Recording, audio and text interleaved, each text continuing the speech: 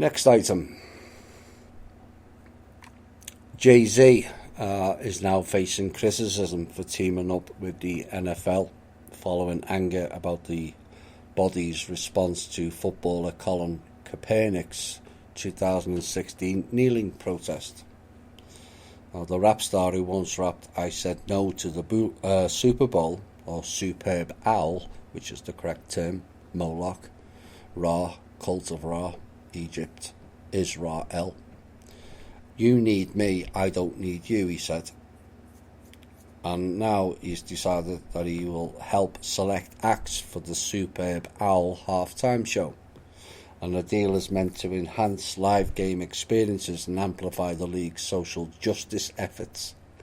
Social justice, where they ban people for expressing their own opinions. That's not social justice.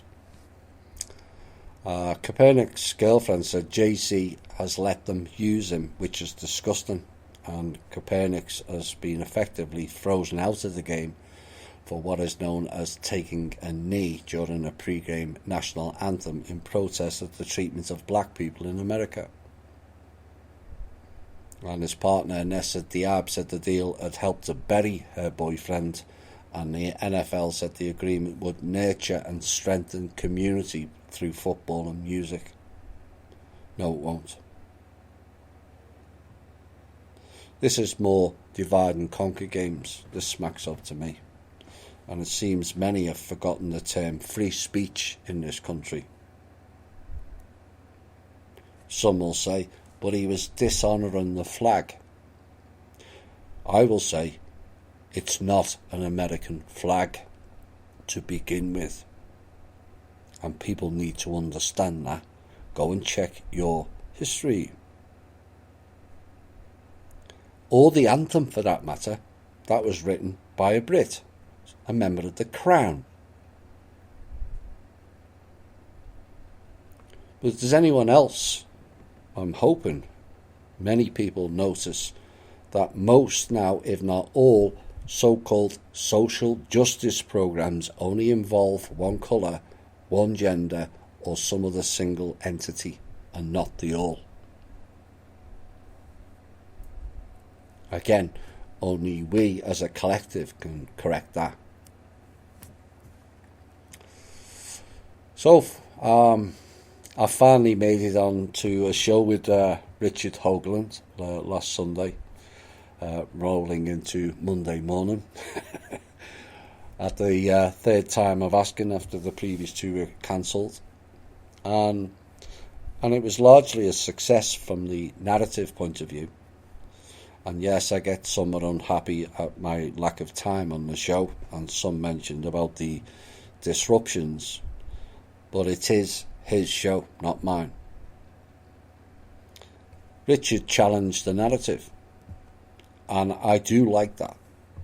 You know, I've never failed to answer a question I have knowledge of unless it involves plans, safety or operational stuff.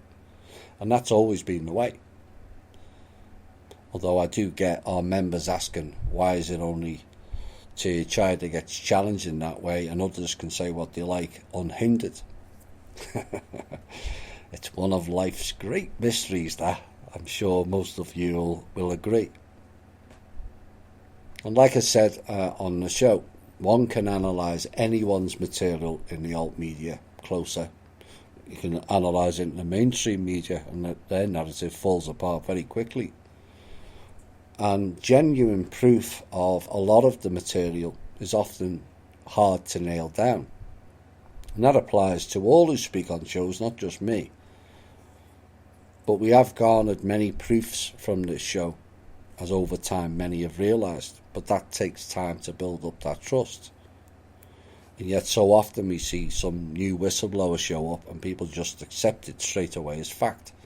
And that's where the sermon comes in. But overall, I was pleased how the show went. I wasn't particularly in the best of health going into that show. So Richard talking a lot actually helped me. So that helped me out a bit. But Richard really liked the info that did come out and has requested the possibility of doing several more shows on his platform, which, if time allows, I will do so. We'll be back shortly.